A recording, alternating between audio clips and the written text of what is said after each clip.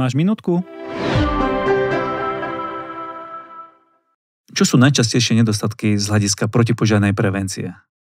Chýbajúca dokumentácia alebo nesúlad so skutočnosťou, napríklad pri riešení protipožiarnej bezpečnosti stavieb. Rozumiem, počkaj.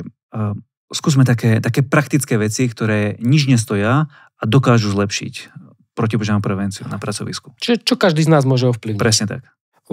Tak určite sú to potom nedostupné hasiace prístroje a hydranty. Proste niekde pri tom piktograme musíš hľadať 2 minúty a vyberať veci spred toho hasiaceho prístroja a hydrantu.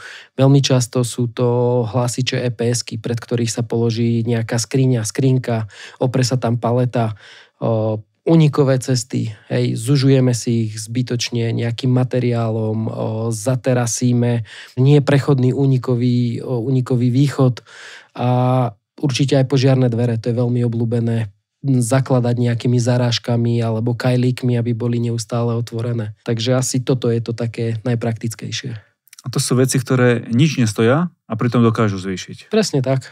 protipožiarnú prevenciu. Ďakujem.